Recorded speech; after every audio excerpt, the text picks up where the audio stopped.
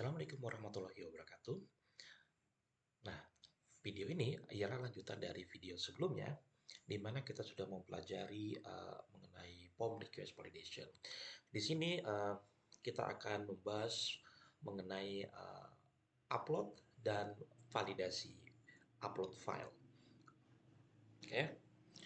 Eh, Suatu data tidak hanya berupa data teks, tetapi dapat juga berupa data dan non-teks seperti file, eh, terus seperti file gambar, file video, zip, doc, dan seterusnya.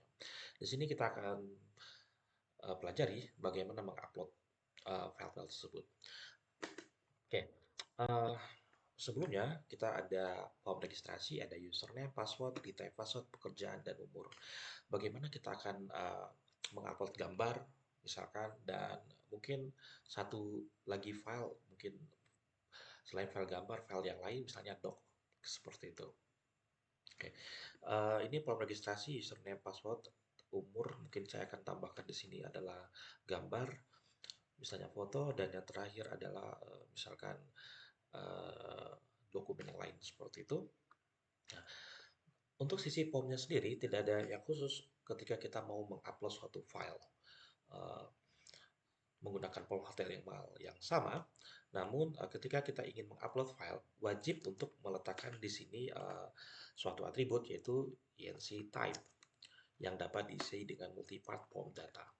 Enc type ini singkatan dari encoding type multiple form data. Di sini kita memberitahu kepada web browser dan server nanti bahwa kita akan mengupload tidak hanya berupa teks tetapi berupa file dan ini wajib. Kalau tidak, filenya tidak akan terupload. Selanjutnya, buat POM-nya, kita buat satu lagi inputan berupa gambar terlebih dahulu. Saya akan coba gambar for, misalkan foto gitu ya, atau foto seperti itu. Ini foto. Tipenya adalah file. Namanya adalah foto. Nah, kita simpan, kita refresh seperti ini. Foto nanti kita akan upload foto. Kalau kita klik di sini, dia akan menuntun kita membuka file browser untuk mencari gambar yang akan diupload. Untuk form cukup seperti ini.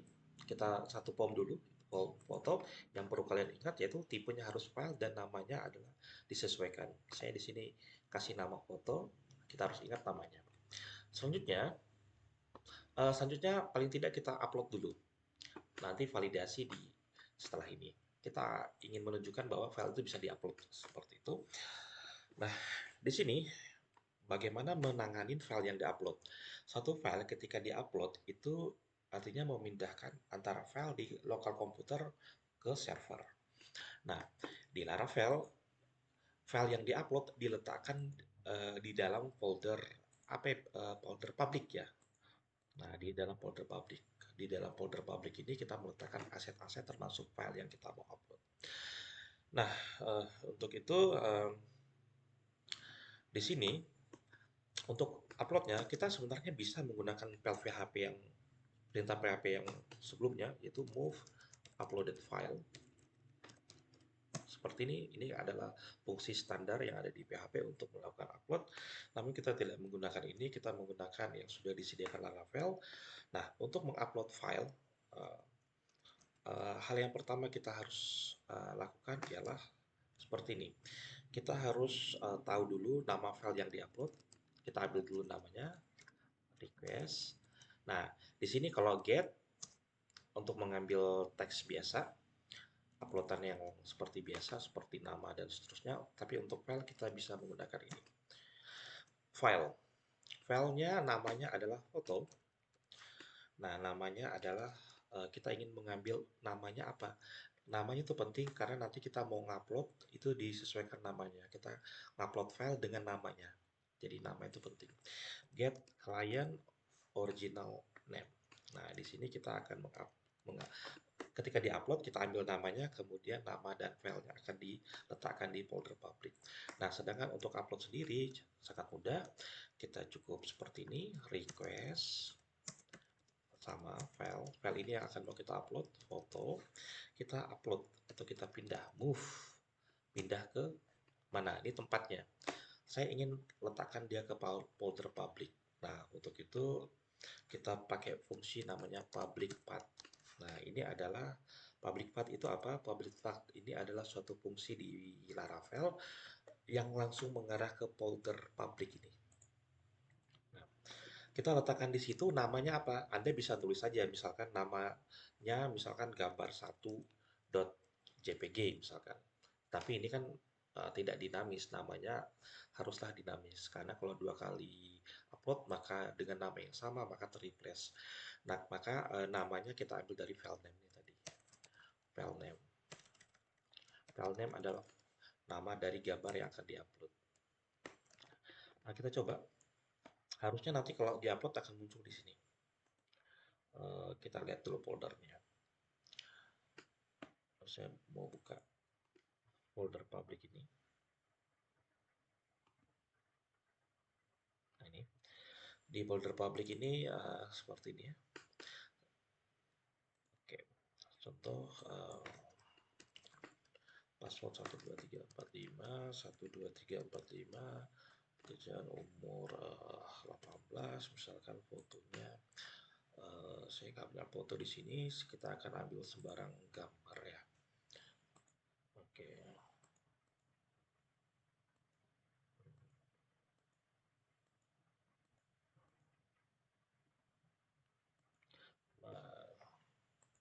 Nah, mungkin ini gambar ini kita mau upload ya. Oke, namanya tadi Zoom.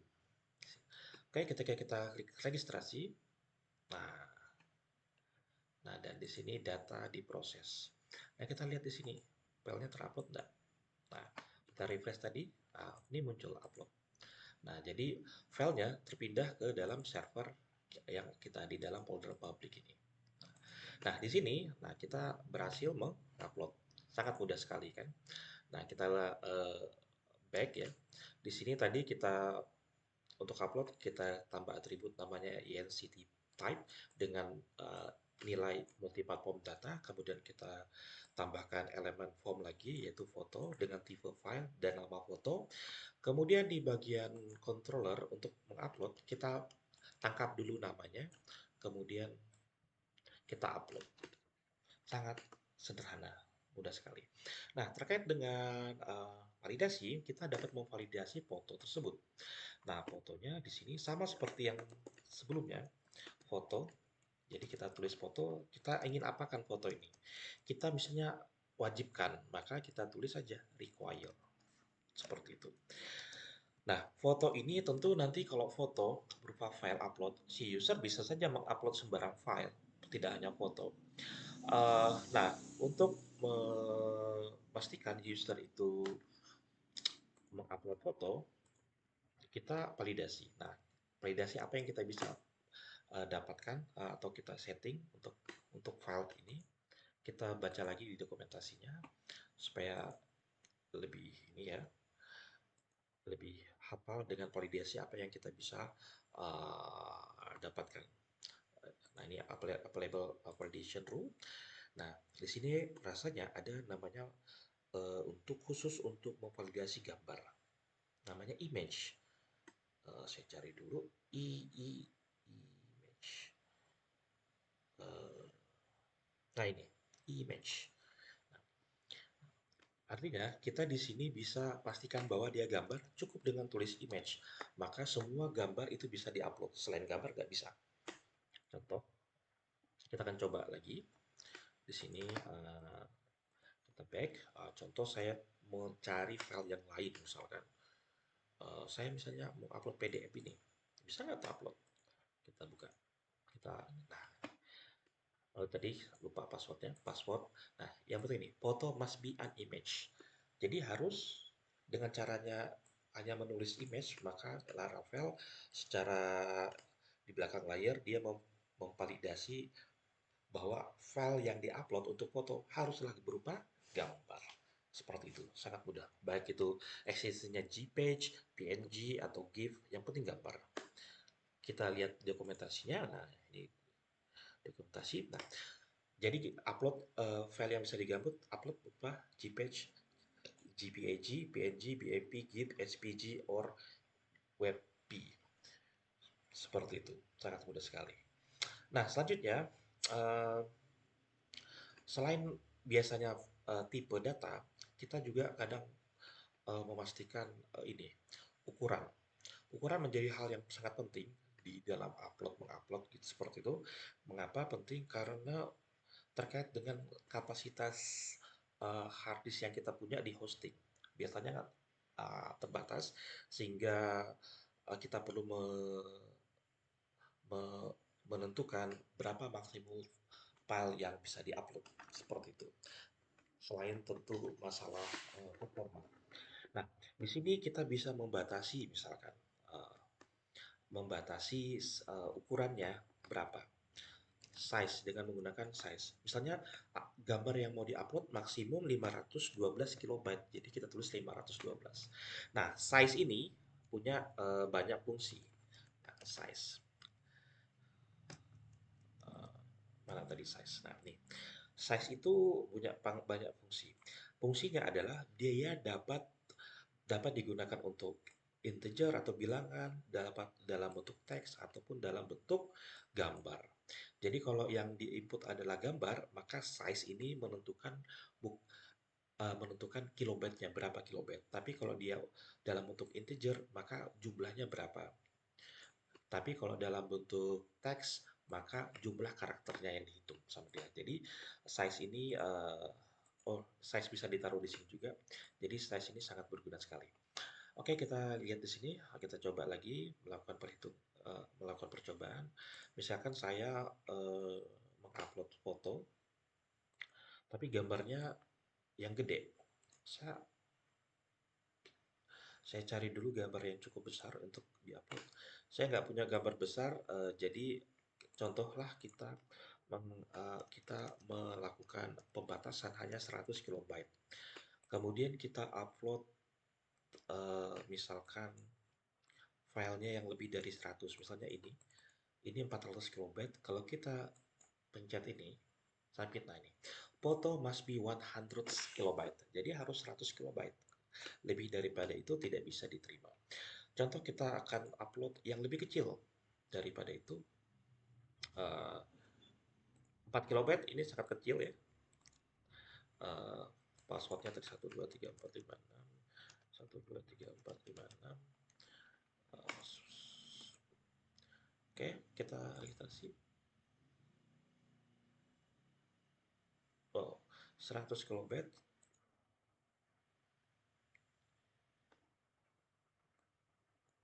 Tadi harusnya sih bisa ya. Kita coba, mungkin ada kesalahan. Hmm, coba 34. 1, 2, 3, 4, 5, 6. 1, 2, 3, 4, 5, 6. Oke, oke, ada kesalahan ya. Harusnya dia bisa. Di sini mungkin kita 100 kilobyte. Hmm, kita lagi baca lagi validasi, mungkin ada sesuatu yang kita lewatkan. Oke, ini mungkin berpengaruh. File. Jadi dia harus berupa file ya. Nah, seperti itu. Oke, kita coba lagi. Oke. Ini password 1234566, 1234566, 18. Kita cari yang kecil tadi.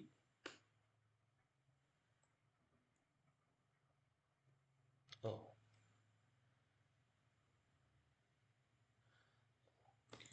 ini max ya. Oke.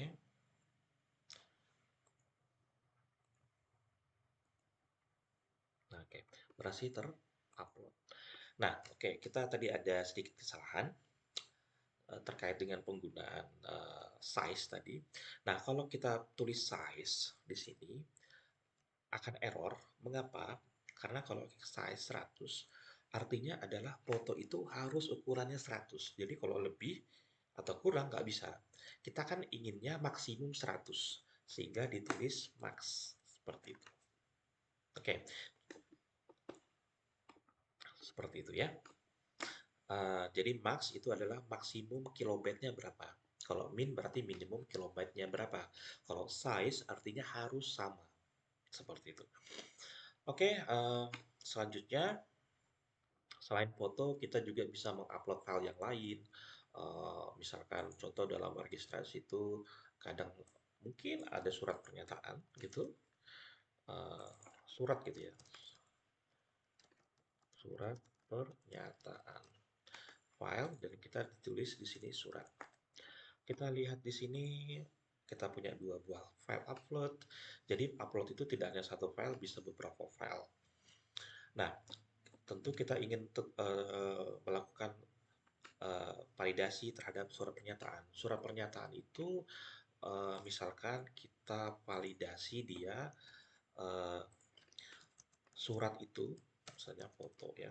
Sorry, surat karena namanya surat itu misalnya wajib, maka kita tulis require dan dia berupa file.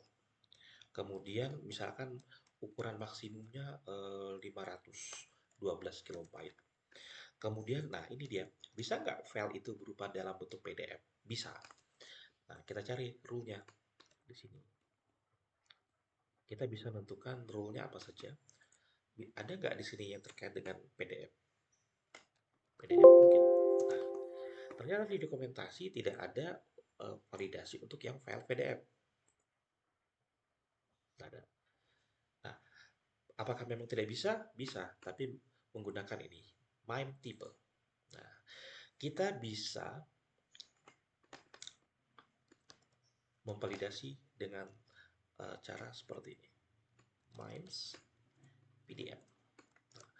Jadi, kalau gambar itu ada image, tapi file-file yang lain kita bisa validasi dengan menggunakan rule memes, memes ini. Nah, kita misalkan ingin PDF, jadi tulis PDF di sini. Seperti itu. Oke. Atau kita ingin PDF dan docx. Jadi kita tulis docx. Jadi bisa dalam bentuk PDF atau docx. Nah, kita coba. Oh, belum. Proses uploadnya.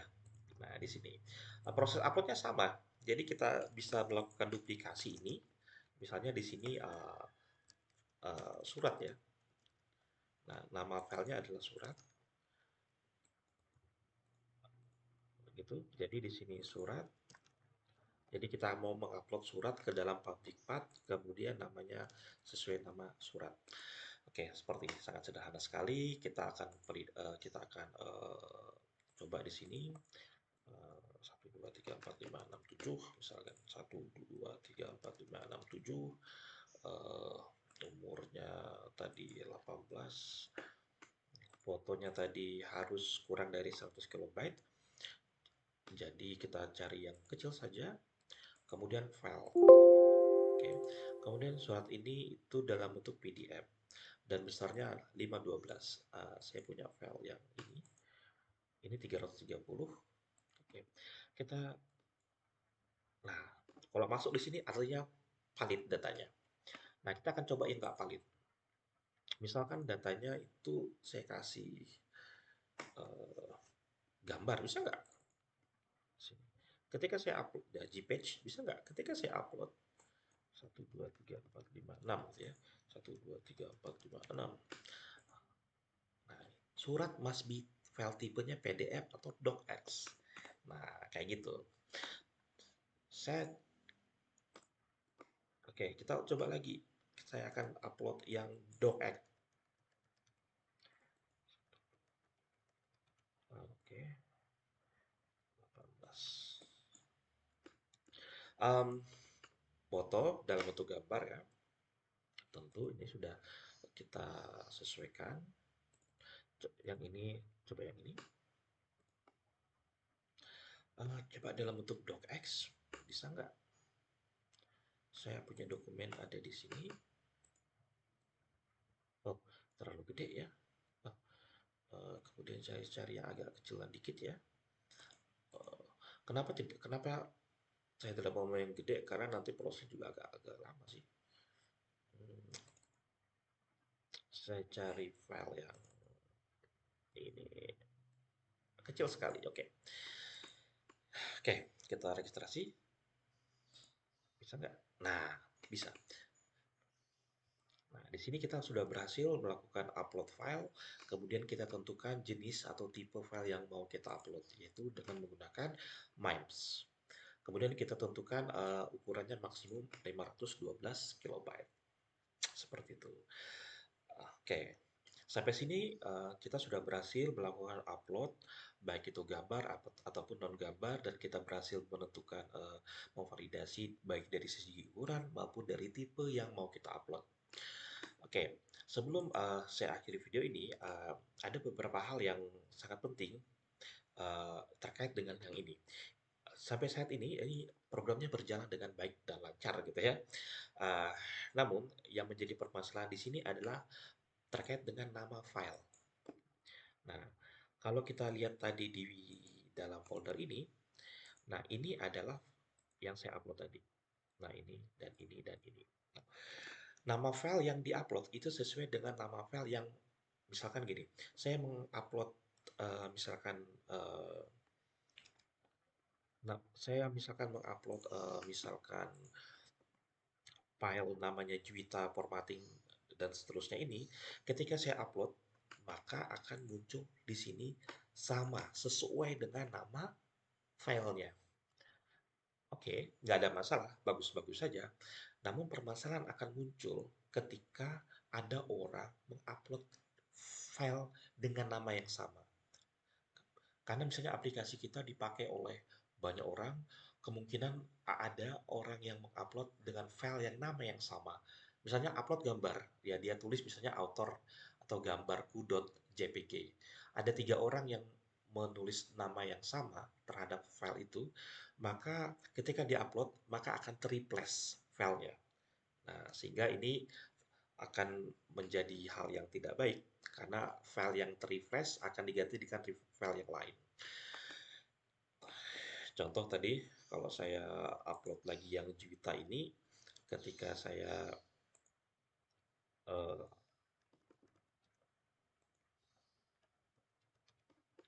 ketika saya upload file yang sama, file yang nama yang sama, ketika saya upload, maka akan merefresh file yang sudah ada, dan ini agak berbahaya ya. Uh, Jadi Anda bisa ceritanya begini, kalau ada website yang seperti itu, Anda bisa mengganti gambar orang lain dengan gambar Anda, seperti itu, karena namanya sama. Nah, untuk mengakalin hari ini, untuk mengatasi masalah ini, nama itu ada baiknya tidak berdasarkan nama yang diupload, tidak sesuai dengan nama yang diupload oleh si user. Jadi, nama ini ditentukan oleh sistem. Bagaimana caranya? Nah, caranya seperti ini. Banyak cara. Caranya bisa Anda menambahkan kode tertentu sehingga file yang diupload itu akan selalu unik. Misalkan menggunakan perintah time. Sorry. Ditambahin perintah time seperti ini. Ini adalah salah satu cara. Anda bisa mencari cara yang lain. Seperti ini. Jadi yang di sini time kayak gitu.